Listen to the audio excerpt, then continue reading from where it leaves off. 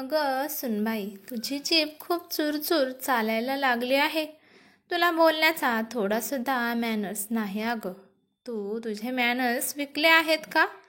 तुला तुझ्या नणंदबद्दल बोलताना थोडीसुद्धा लाज नाही का वाटत? मला लाज वाटते ना हो सासूबाई. माझ्या नवऱ्यासोबत सायली आपल्या नवऱ्याला वेदना सांगत होती आणि म्हणाली, अहो मला घरातील सतत काम करून माझ्या हाताला घट्टे पडायला लागले आहेत. माझे हात खूप कडक झाले आहेत. ते पाहून धैर्यही म्हणाला, हो सायली, खरंच ग, किती कडक आणि कामाने तुझे हात किती निबर झाले आहेत.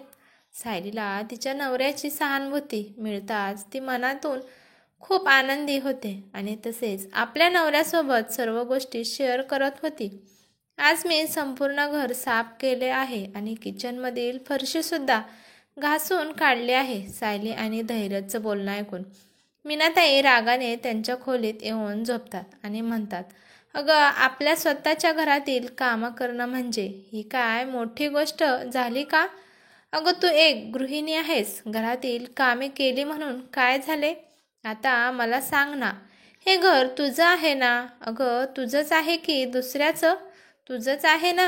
अगं मग काम करावं लागत आहे तर बोलायची आणि मोजून दाखवायची काय गरज आहे?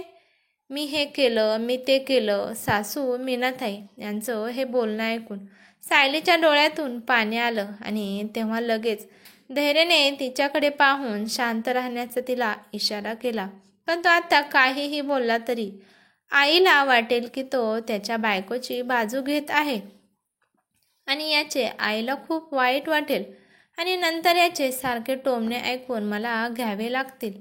आई स्वतःचंच बोलणं घेऊन बसेल. बाळा, आम्ही ही कामं खूप केली पूर्वी, आता कोणतं एवढं अवघड काम करावं लागत आहे सुनांना? पॉकेटमधून पैसे बाहेर काढायचे आणि सगळं बाहेरून ऑर्डर करायचं ना. त्यांना वाटायचं टेन्शन ना दळणाचं टेन्शन. पूर्वी तर आम्हाला सगळी कामं हातानेच करावी लागत होती. अरे धैर्य, ही बघ तुझी बायको घरातील छोटी मोठी कामं करून घेतला ना हात दाखवत आहे आणि मी विवळत आहे. अरे तिला बाहेरची कसली कामं आहे करायची लागू नये म्हणून आम्ही घरचे सगळे तिची किती काळजीत आहोत, पण त्याचा तर काहीच उपयोग नाही. सासूच्या अशा बोलण्यामुळे घरातील वातावरण बिघडू नये म्हणून सायली तेथून शांतपणे उठून गेली आणि किचनमध्ये काहीतरी काम करत बसली. सायलीच्या मनात असा विचार आला की एवढं काम करून सुद्धा सासरच्या लोकांकडून प्रेमाचे शब्द आपल्या सुनेसाठी त्यांच्या तोंडून निघत नाहीत. आपल्या सुनेचे सासरच्या घरी कधी कौतुकच होत नाही. सायलीला तिच्या सासूच्या बोलण्याचे खूप वाईट वाटत होते, परंतु ती या वस्तुस्थितीवर समाधानी होते की तिचा नवरा तिच्यासोबत होता. तिचा नवरा तिचा आदर करत होता. दुसऱ्या दिवशी सकाळी सायलीने घरातील सर्व कामे केली. धैर्य आणि घरातील सर्वजण टिफिन घेऊन ऑफिसला गेले. सायलीने दुपारचे जेवण आपल्या सासूबरोबर करून ती झोपायला जाणार तेवढ्यातच दाराची बेल वाजली. दारावरची बेल वाजली ऐकून तिची चिडचिड व्हायला लागली. तिने दार उघडले तर तिची नणंदबाई समोर उभी असलेली तिला दिसली. रियाला पाहून तर सायलीचे हृदय धडधड झाले होते. कारण एकतर सायली आधीच काम करून थकून गेली होती. आता तिला तिच्या सासूच्या एकामागून एक येणाऱ्या ऑर्डर पाळाव्या लागणार होत्या. काही झालं तरी सासूबाई मात्र जेवण झाल्यावर 1 तास विश्रांती घेतात, पण आता मात्र सायलीला विश्रांती भेटणार नव्हती. नणंदेच्या आवडीचं जेवण आता सासूबाईच्या म्हणण्यानुसार बनवावे लागणार होते. आता नणंदबाई आल्या आहेत म्हटल्यावर यावेळी त्या न खाता पिता आल्या असतील. ही काही माझ्यासाठी आजची गोष्ट नाही. आठवड्याच्या दुसऱ्या किंवा तिसऱ्या दिवशी नणंदबाई कोणालाच न सांगता घरी येत होती. तिचे घर तर अर्ध्या तासाच्या अंतरावर होते, त्यामुळे तिला जेव्हा माहेरी येऊ वाटेल तेव्हा येत असायची आणि त्या संपूर्ण दिवसभर सासू आणि मुलगी मिळून सुनेच्या चांगल्या वाईट गोष्टींची चाड्या करत बसायच्या. जसं की संपूर्ण शहरभरात इतका वेळ कोणाकडेच नसेल. आता आई आणि मुलीच्या गप्पा आणि तक्रारी संपायच्याच नाहीत. हा सगळा विचार करत तेवढ्यात सायली दारातच उभी होती. तेवढ्यात रिया म्हणाली, अगं वहिनी. तेवढ्यात, कुठे हरवलीस तू? अगं वहिनी, बाजूला होशील की नाही? अगं वहिनी, येतो, अशीच दारात उभी आहेस तर मी आतमध्ये कशी येऊ? असे म्हणत तिने सायलीला बाजूला केले. मीनाताई सुद्धा मुलगी रियाकडे पाहून खूप खुश होतात. जणू काही त्यांची मुलगी वर्षभरातून पहिल्यांदाच आली आहे. तेवढ्यात सासूबाई म्हणाल्या, बरं झालं रिया तू आलीस. मला तर खूप आनंद झाला. अगं नाही तर या घरात दिवसभर मला पडून राहून खूप कंटाळा येतो ग. रिया म्हणाली, आई मी तुझ्यासाठीच धावत येते ग. नाही तर मला यायला माझ्या कामातून वेळच मिळत नाही. मला घरात इतकी कामं असतात की श्वास घ्यायला सुद्धा वेळ मिळत नाही. दिवसभर सतत काम करत राहून सुद्धा सासरच्या घरी मान मिळत नाही, असे रियाने आईला सांगून उदास चेहरा केला. सायली ननंदेसाठी पाणी घेऊन जाते आणि रियाचे बोलणे ऐकून सायली म्हणाली, दीदी तुम्ही तुमच्या घरातील काम केलं तर काय झालं?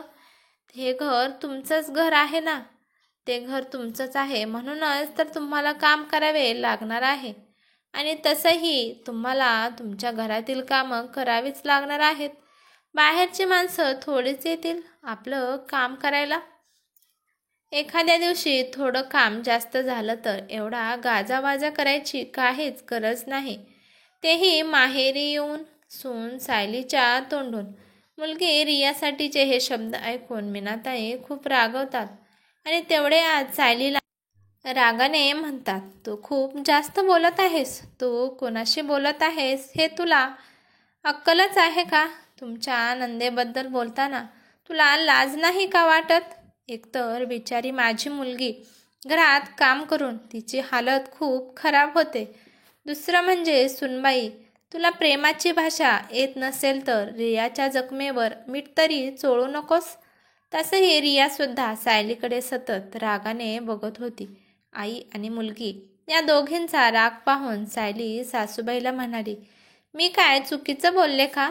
मी इथेच बोलले आहे जे तुम्ही माझ्यासाठी काल बोलला होता. विसरला का सासूबाई तुम्ही? कालच तुम्ही मला सांगितले होते ना की हे घर तुझे आहे आणि म्हणूनच तुला काम करावे लागणार आहे. त्यात काय मोजायचं आहे एवढं? काम केलं मी, तेवढं काम केलं. मला सासूबाई जे म्हणाल्या तेच मी बोलत आहे. आणि दीदी तुम्हाला वाईट वाटत असेल तर सॉरी बरं का. अहो सासूबाई, जर मी बोललेले शब्द तुम्हाला वाईट वाटत असतील तर यात तुम्ही जे माझ्यासाठी बोलला होतात ते बोलणं चुकीचंच आहे. जर मी चुकीचे आहे तर याचा अर्थ तुम्ही सुद्धा चुकीच्याच आहात. तुम्ही जर दीदींची वेदना समजू शकता की त्या खूप काम करत आहेत, पण माझ्या नजरेने पाहिले तर रिया दीदींच्या आणि माझ्या कामात खूप बदल आहे. तेवढ्यात रिया म्हणाली, वहिनी काय बोलतेस? नक्की तुला काय म्हणायचं आहे? हे मूर्खासारखं काय बोलत आहेस तू? तू माझ्या घरचे काम करायला जा म्हणजे तुला कळेल. म्हणाली, अहो ननंदबाई तुम्ही वाईट वाटून नका घेऊ. मी बरोबर बोलत आहे. तुमचा तर नवरा सकाळी लवकर उठून ऑफिसला निघून जातात आणि मुलगा 5 वाजता शाळा सुटल्यावर घरी येतो. तुमच्या घरात एकटी सासू असते. ती पण दिवसभर घरात पडून असते आणि ती पण दिवसातून एकदा जेवत असते. आणि इथे तर माझी सासू सासरे नवरा आणि दीर आहेत. या सगळ्यांना सकाळी लवकर नाश्ता बनवावा लागतो आणि सगळ्यांना टिफिनसुद्धा बनवून द्यावा लागतो. मला तर सकाळी सकाळी 5 वाजता उठावे लागते आणि त्यात ननंदबाई तुम्ही तर आठवड्यातून 2-3 दिवस इथेच पडून असतात. दुपारचे जेवण करून तुम्ही रात्रीचे जेवणसुद्धा माझ्याकडूनच बनवून घेत असतात. याउलट ननंदबाई तुम्ही तुमच्याकडे भांडी घासण्यासाठी आणि फरशी पुसण्यासाठी तुमचे कामवाले बाई ठेवली आहे. असे असूनही तुम्हाला तुमच्या घरात काम करावे लागते. तुम्ही असे कसे बोलू शकता? तुमच्या आईला तुमचे एवढे काम ऐकून खूप वाईट वाटत असते. तेव्हा माझी बारी येते काम करण्याची. तेव्हा सासूबाई स्पष्टपणे सांगतात की हे घर तुझंच आहे आणि तुला काम करावं लागणार आहे. त्यात मोजण्यासारखे काय आहे? तर हे नियम तुम्हालाही लागू होतात ना? तर म्हणूनच सांगते बाई, घर तुमचं आहे, मग हे कामसुद्धा तुम्हालाच करावे लागणार आहे. आणि मोजून मापून तर काहीच होणार नाही. आता मीनाताईंना समजले होते की त्यांची सून त्यांच्या बोलण्याला धरून तिने प्रतिसाद दिला आहे. आणि आता सायली हे सांगत आहे की जे मी तिला काल सांगितले होते. आता मीनाताई स्वतःचेच बोलणं कसे चुकीचे सिद्ध करू शकतील. आता त्या आपल्या सुनेचे बोलणे अगदी हळव्या झाल्या होत्या. आणि सासूची ही अवस्था बघून सायली मात्र मनातल्या मनात हसू लागली होती. आणि ती स्वतःशीच म्हणू लागली की मला सांगा सासूबाई, तुम्ही माझ्यासाठी जे बोलतात तेच मी पण तुमच्या मुलीसाठी बोलेन. एकतर तुम्ही हे बोलणं तुमचं थांबवा, नाहीतर माझ्या कामाचं कौतुक करायला शिका. त्या दिवसानंतर मीनाताई त्यांना त्यांच्या सुनबाई सायलीबद्दल दोष कधीच आढळला नाही. त्यांनी तिच्या कामाबद्दल कधीच तक्रार केली नाही, कारण त्यांना आता हे चांगलं माहीत होतं की त्यांनी आता जर त्यांच्या सुनेला काहीच म्हटले तर सून लगेच त्यांच्या मुलीसमोर तोंड उघडेल, तर त्यांच्या मुलीचं घरात येणं पण थोड्या दिवसांनी मुश्किल होऊन जाईल. त्यामुळे मुलीच्या कारणाहून का होईना पण मीनाताईंनी आपल्या सुनेला टोमणे मारणे बंद केले आणि स्वतःसुद्धा आता तिला कामात मदत करू लागल्या. ही कथा आवडली असेल तर कृपया गोष्टीला लाईक करा, शेअर करा, चॅनलला सबस्क्राईब करा. तुम्हाला गोष्ट आवडली असेल तर कमेंट बॉक्समध्ये नक्की सांगा. धन्यवाद.